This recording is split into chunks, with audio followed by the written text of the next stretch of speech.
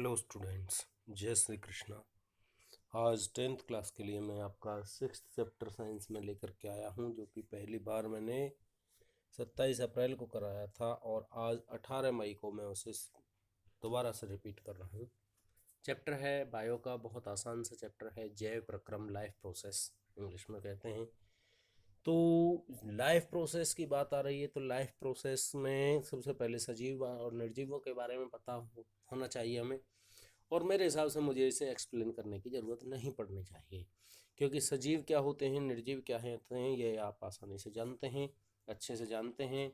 अपने पूर्व ज्ञान से आपको इस बात का पूरा पता है।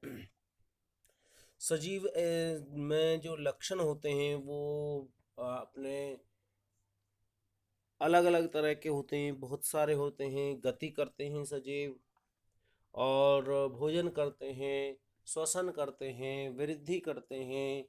और इसके अलावा एक जो मेन प्रोसेस होता है वो है जनन। जनन करते हैं।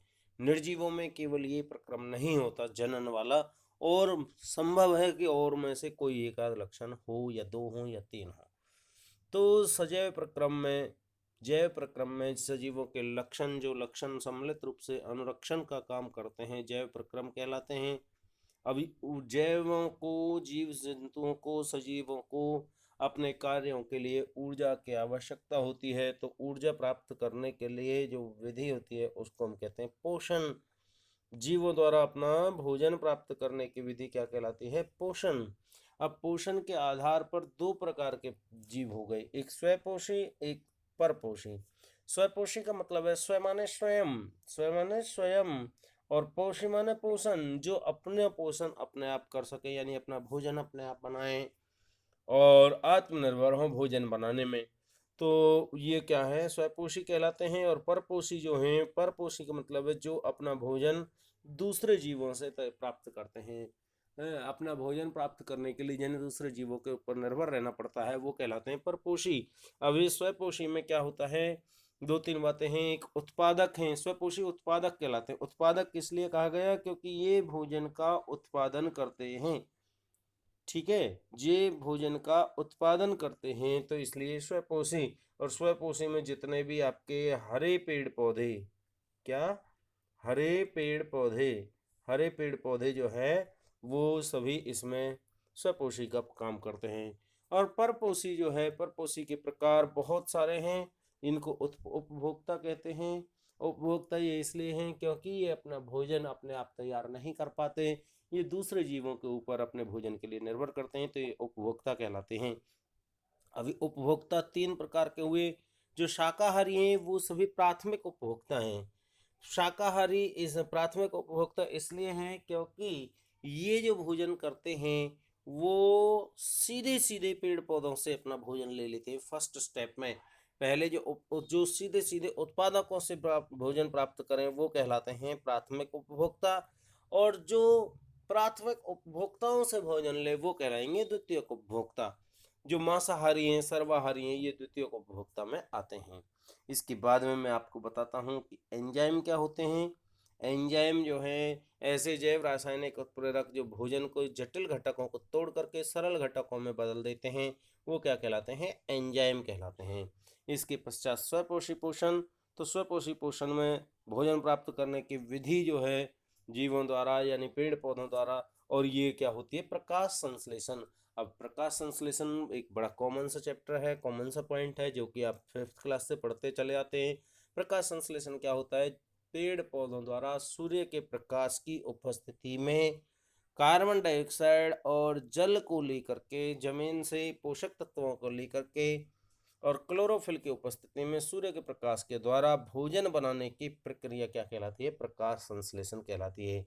अगर एक केमिकल रिएक्शन के रूप में मैं आपको यहाँ पर बताऊं प्रकाश संश्लेषण को, तो क्या होगा? कार्बन डाइऑक्साइड, ये जल, यहाँ पे ऑक्सीजन था, ये पता नहीं इसमें फेंट हो गया है, फोटो खींचने में हल्का हो गया है। H2O, 6CO2 प्लस 6H2O, तो ये ऑक्सीजन था इसमें। ठीक है, 6CO2 प्लस 6H2O, ये यहाँ पर।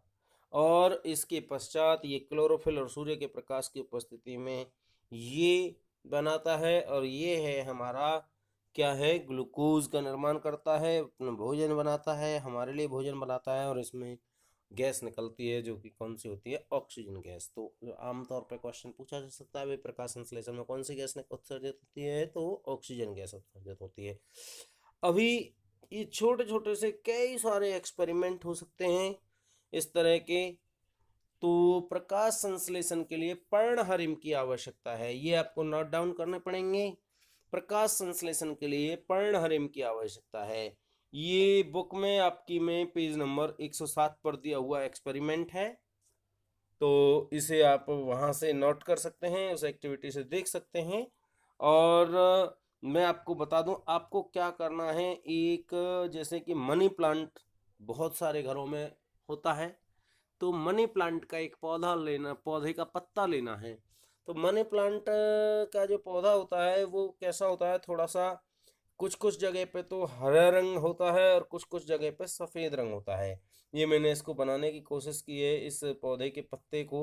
तो यहाँ पे जगह जगह पे ये हरे हरे से रंग के धब्बे होते हैं बीच बीच में, और बीच बीच में से ये सफ़ेद होता है। तो ये मनी प्लांट का पौधे का पत्ता है। आपको इसका एक पत्ता तोड़ लेना है, इसको पहले पानी में उबालना है, और पानी में उबालने के बाद ये जो है डायग्राम मैंने उसमें बनाने की कोशिश की है। तो इस डायग्राम में आपको 3 पैर वाला स्टैंड लेना है, और 3 पैर वाले स्टैंड में बर्नर सेट करना है, उसके ऊपर तार की जाली लगानी है, और उसके ऊपर एक बड़ा बीकर लेना है। बड़े बीकर में पानी लेना है, पहले उसको पानी में उबाल लेना है, फिर छोटे बीकर में अल्कोहल लेना है अंदर।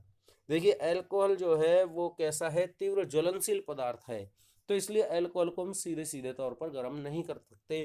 तो हमें क्या करना है, पहले पानी को उबालना है, और उबलते हुए पानी के अंदर एक बीकर में अल्कोहल वाला बीकर हमें रखना है। ये बीकर पहले वाले बीकर के अंदर रहेगा, ठीक है। और उसके अंदर आप डायग्राम में जैसे दिखा रखा है पत्ती को आप डाल सकते हैं।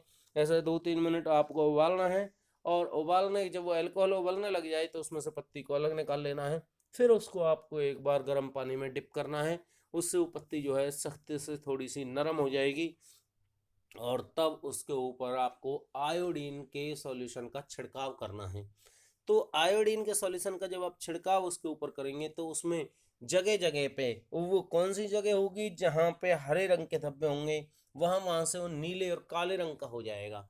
अगर आयोडीन डालने पर कोई पदार्थ नीले और काले रंग का हो जाता है तो इसका मतलब वहाँ पर स्टार्च बना हुआ है, इसका मतलब वहाँ वहाँ पेड़ पौधों ने अपना भोजन बनाया है। और वो कौन सी जगह रही, जहाँ हरे रंग का घनत्व, हरे रंग के धब्बे अधिक रहे, वहाँ वहाँ वो प्रकाश संश्लेषण हो गया। इसका मतलब क्या है, प्रकाश संश्लेषण प्रक्रिया जो है ये क्लियर हो गया कि पर्णरिम की उपस्थिति आवश्यक है। पर्णरिम था जहाँ पर, वहाँ पर नीले और काले रंग के धब्बे बने, जहाँ पर्णरिम नहीं था वहाँ काले और नीले रंग के धब्बे नहीं बने। इसी प्रकार से आपको क्या करना है, कार्बन डाइऑक्साइड के लिए आपको टेस्ट करना है। और कार्बन डाइऑक्साइड के लिए जो है प्रकाश संश्लेषण में कार्बन डाइऑक्साइड आवश्यक है, जल आवश्यक है, सूर्य का प्रकाश आवश्यक है। इस तरह के कई सारे छोटे छोटे से एक्सपेरिमेंट आपके हो सकते हैं। यस, एक और एक्सपेरिमेंट इसमें हो सकता है कि प्रकाश संश्लेषण के लिए सिद्ध करना है कि सिद्ध करो कि प्रकाश संश्लेषण में कार्बन डाइऑक्साइड की आवश्यकता होती है। तो आपको क्या करना है, एक बेल जार लेना है, 2 बेल जार लेने हैं।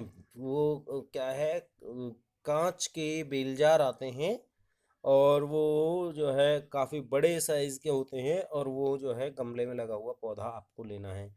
अब आपको क्या करना है, गमले में लगा हुआ 2 पौधे लेने हैं, और दोनों पौधों को पहले क्या करना है, 3 दिन तक अंधेरे कमरे में रखना है। पहले 2 दिन या 3 दिन पहले अंधेरे कमरे में रखने हैं। अंधेरे कमरे में रखने से क्या होगा, उनके अंदर जो पहला बना हुआ भोजन होगा, स्टार्च होगा, वो कंज्यूम हो चुका होगा, खर्च हो चुका होगा। और अब आपको दोनों को ही क्या करना है, उजाले में लाना है, और उजाले में ला करके एक जो है कटोरे के अंदर आपको क्या करना है, पोटेशियम हाइड्रोक्साइड, ये वर्ड लिखा हुआ है पोटेशियम हाइड्रोक्साइड, फार्मूला मैं यहाँ पर लिख देता हूँ KOH पता भी होना चाहिए, 10th क्लास के स्टूडेंट हैं। तो पोटेशियम हाइड्रोक्साइड रखना है और बेल जार से उसे क्या करना है, बेल जार से उसे ढक देना है। ये बेल जार है, ये कांच का बेल जार है, उसके ऊपर उसे ढक देना है गमले के अंदर रख करके, गमले को अंदर रख करके, और ये कटोरा और ये सारी चीज़ें। आफ्टर ऑल उसमें थोड़ी सी वैसलीन लगा देनी है चारों तरफ से। अभी इससे क्या होगा, वैसलीन जमीन के साथ साथ जैसे लगेगी तो जो है अंदर की जो हवा है वो बाहर नहीं जा पाएगी, और बाहर की जो हवा है वो अंदर नहीं आ पाएगी। अभी क्या करना है, इससे क्या होगा, इसके अंदर जो रखा हुआ ये पोटेशियम हाइड्रोक्साइड है, ये क्या करेगा, कार्बन डाइऑक्साइड इसके अंदर जितनी भी है CO2, जितने भी इसके अंदर है, इस सारी CO2 को ये एब्जर्व कर लेगा। तो जिसके कारण जो है गमले में लगे हुए पौधे को कार्बन डाइऑक्साइड नहीं मिलेगी। और दूसरे उसमें आपने क्या किया है, उसमें ये ही नहीं रखा है, बाकी सारी चीज़ें रखी हैं। तो क्योंकि अंदर बेशक से आप उसे वैसलीन से मतलब एयर प्रूफ कर दें, नीचे वैसलीन लगा करके, लेकिन क्योंकि उसके अंदर पहले ऑक्सीजन कार्बन डाइऑक्साइड है, तो इसे मतलब जो है जो उसकी पत्तियां हैं वो क्या करेंगी, स्टार्च को तैयार कर लेंगे। इसका मतलब इसमें प्रकाश संश्लेषण हो रहा होगा। 3 से 4 घंटे रखने के बाद आप दोनों पौधों में से एक एक पत्ती तोड़ेंगे, और दोनों पौधों की एक एक पत्ती को सेम एक्सपेरिमेंट अभी जो मैंने आपको कॉपी के पेज से जो बताया था, पहले आपको पानी में उबालना है, फिर आपको अल्कोहल में उबालना है, और उसको ऐसा करने पर हम जो देखते हैं वो ये देखते हैं कि ये जिस पत्ती पे जो पत्ती का पोटेशियम हाइड्रोक्साइड वाले बेल जार में थी, उसमें कोई स्टार्च नहीं बनता, कोई नीले और काले रंग का धब्बा नहीं आता, क्योंकि वहां पे स्टार्च बना ही नहीं, क्योंकि प्रकाश संश्लेषण वहां हुआ ही नहीं। क्यों नहीं हुआ, क्योंकि उसमें कार्बन डाइऑक्साइड नहीं थी, बस एक इस कारण से। और दूसरे में आप देखते हैं कि उसमें जो है प्रकाश संश्लेषण हो जाता है, क्योंकि उसकी कार्बन डाइऑक्साइड बेल जार के अंदर इतनी हवा, जितनी हवा थी उसकी, उस हवा में से कार्बन डाइऑक्साइड को उसने एब्जॉर्व कर लिया, और जो है जो उसने स्टार्च को बना दिया। इसका मतलब प्रकाश संश्लेषण के लिए कार्बन डाइऑक्साइड आवश्यक है। तो बच्चों इस तरह के ऐसे सूर्य के प्रकाश की उपस्थिति आवश्यक है, आपके उसमें दे रखे हैं जो बुक में आपके क्वेश्चन, इस तरह के जो एक्सपेरिमेंट है, छोटी छोटी एक्टिविटीज शुद्ध करो कि सूर्य का प्रकाश संश्लेषण के लिए सूर्य का प्रकाश आवश्यक है, सूर्य के प्रकाश के मतलब प्रकाश संश्लेषण के लिए कार्बन डाइऑक्साइड आवश्यक है, प्रकाश संश्लेषण के लिए पर्णरेम आवश्यक है। तो ये 3-4 एक्सपेरिमेंट हैं, और बाकी की चीज़ मैं आपको नेक्स्ट वीडियो में बताऊंगा। Thanks a lot.